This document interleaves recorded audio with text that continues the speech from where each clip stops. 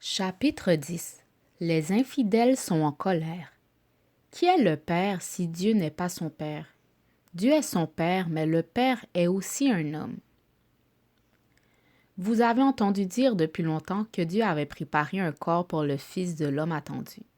Jésus est un homme spécialement préparé pour accomplir une mission, racheter les brebis perdues, les soi-disant nègres.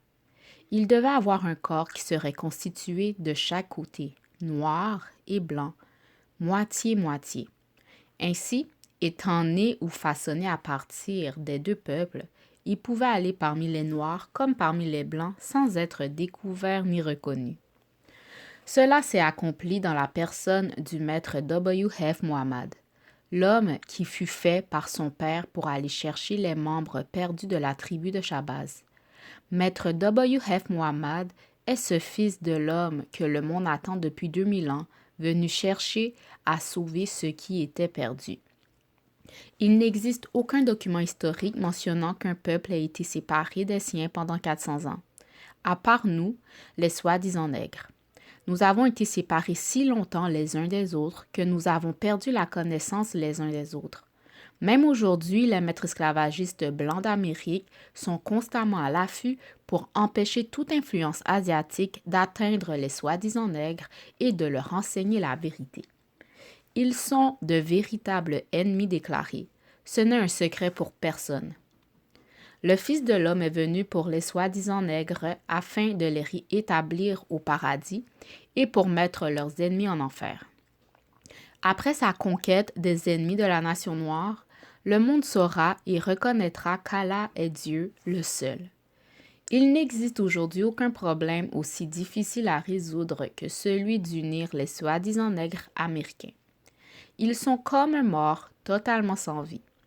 Ils ont perdu tout amour d'eux-mêmes et de leurs semblables, et se sont entièrement tournés vers l'amour de leurs ennemis. Ils ne semblent pas vouloir d'un Dieu qui ferait quelque chose comme les bénir, à moins que ce Dieu bénisse aussi leurs ennemis. La crainte de leurs ennemis est la véritable cause. Mais le moment est venu où ils ne doivent avoir peur que d'Allah, qui est présent en personne parmi eux, pour les sauver de leurs ennemis. Quoi qu'il en soit, ils doivent absolument être séparés de la race blanche afin que s'accomplisse l'Écriture.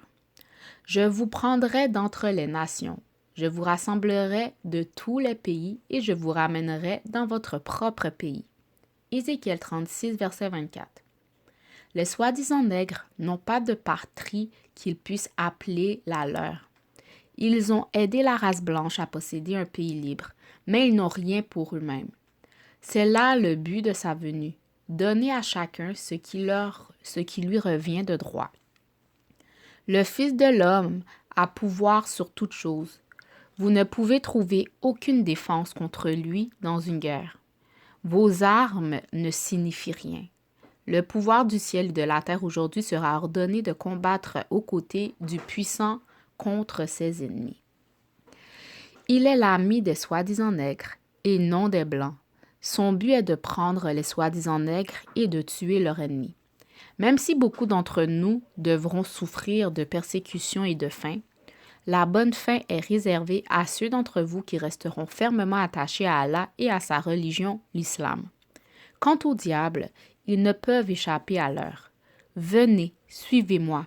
Bien que je puisse vous sembler insignifiant, vous trouverez le salut avec nous.